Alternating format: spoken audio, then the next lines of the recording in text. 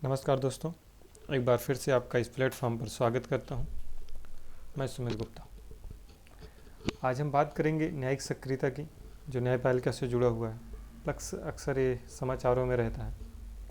क्या है judicial activism, इस पर हम थोड़ी बहुत चर्चाएं करेंगे। पहले हम जानते हैं कि एक्टिविज्म होता क्या है, उसके बाद हम चर्चाएं करेंगे क्या क्या है, क्या पूरा प्रोसेस।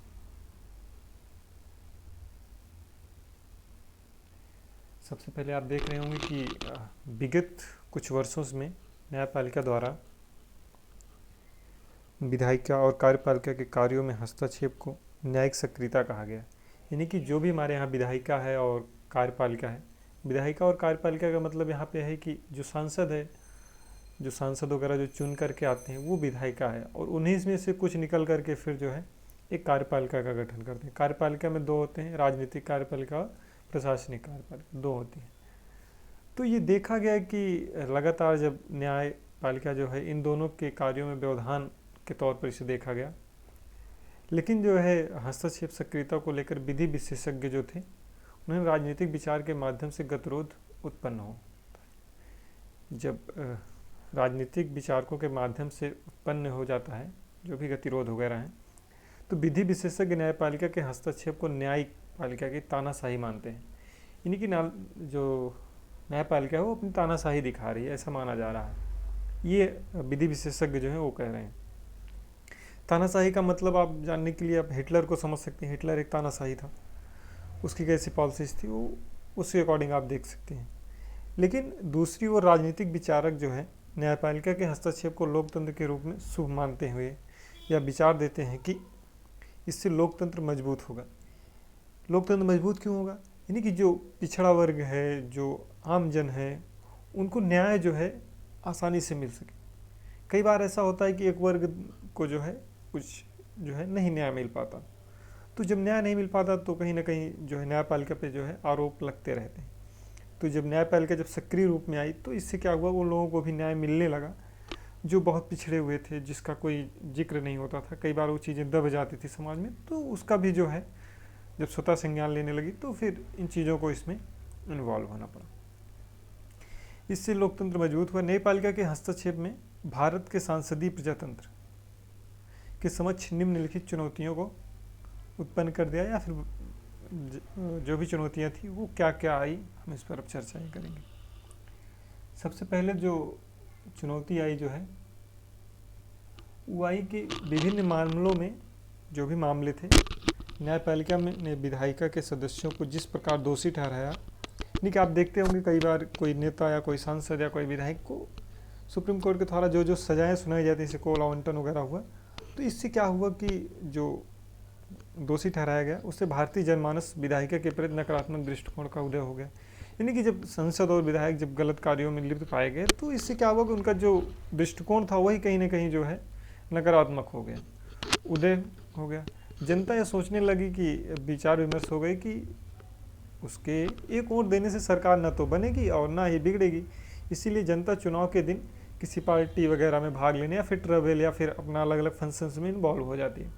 आप देखते हैं कि दिल्ली जैसे शहरों में जो है लगभग 50% से भी कम वोटिंग होती है। तो वोटिंग कम होने का कहीं ना कहीं कारण तो यही रहा ना कि लोगों के मन मस्तिष्क में ये बन गया कि एक वोट देने से होगा क्या, जबकि एक वोट से बहुत ज़्यादा जीत और हारते हो जाती है।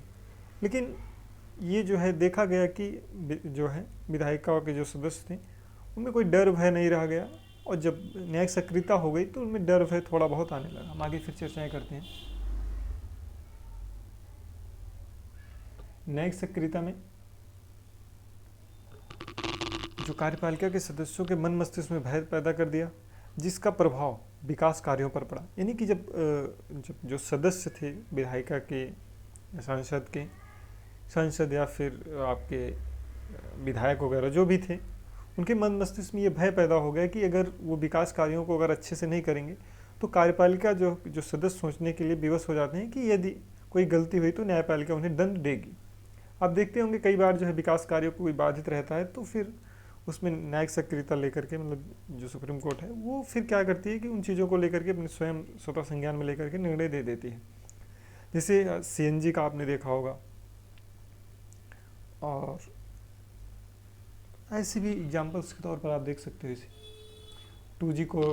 2G घोटाला वगैरह जो भी थे।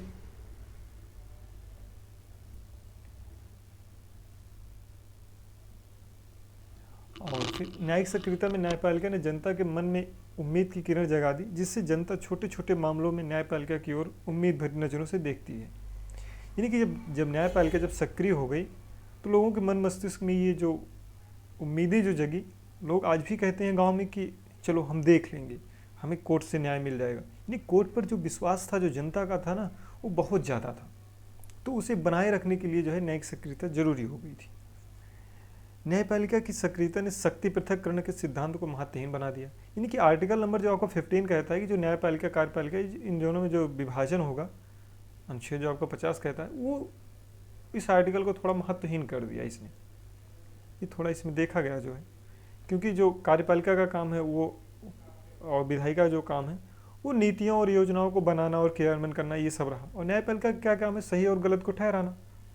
तो ये देखा गया कि जो है दोनों को अलग किया गया था आर्टिकल 15 के थ्रू, लेकिन जब न्यायिक सक्रियता देखी गई तो दोनों का जो महत्व था वो महत्व समाप्त हो गया।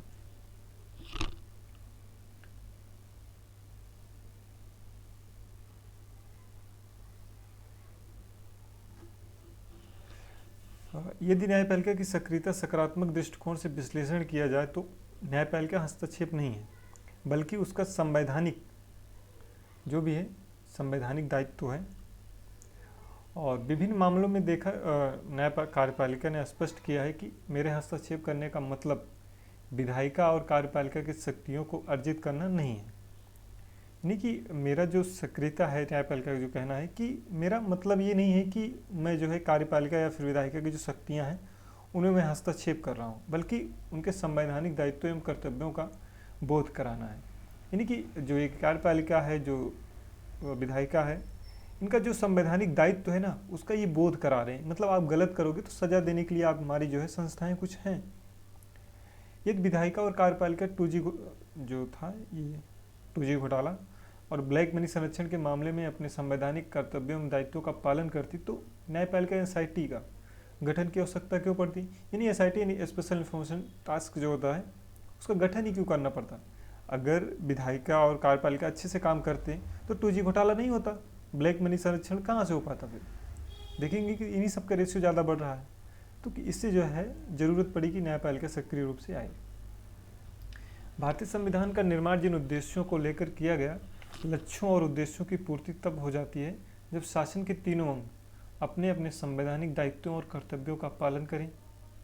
तभी तीनों अंगों के मध्य समन्वय बना रहेगा, शक्ति पृथक्करण का सिद्धांत सुरक्षित रहेगा, जनता का विश्वास प्रजातंत्र के प्रति बना रहेगा। यानी कि जब भारतीय संविधान के लक्ष्यों की पूर्ति हो सकेगी, इसके लिए आवश्यक है कि तीनों अंगों में सहयोग और समन्वय हो। यानी कि जो हमारी कार्यपालिका है, जो न्यायपालिका है और जो विधायिका है, इनमें सहयोग हो। ये अपने अपने अगर दायित्वों का अगर पालन करें तो 2G जैसे घोटाले या फिर स्पेक्ट्रम जो भी होते हैं ये सब ना हों। अगर अपने अपने दायित्वों का अगर हर कोई पालन करे तो ये सब चीज़ें कहाँ से होंगी? फिर नहीं होंगी। वही जो है इसमें पक्ष रखा गया। ये इन्फॉर्मेशंस आपको कैसी लगी हमें कमेंट बॉक्स में ज़रूर बताएं और वीडियो को ज़्यादा से ज़्यादा लाइक एंड शेयर करें। Thank you for watching my video.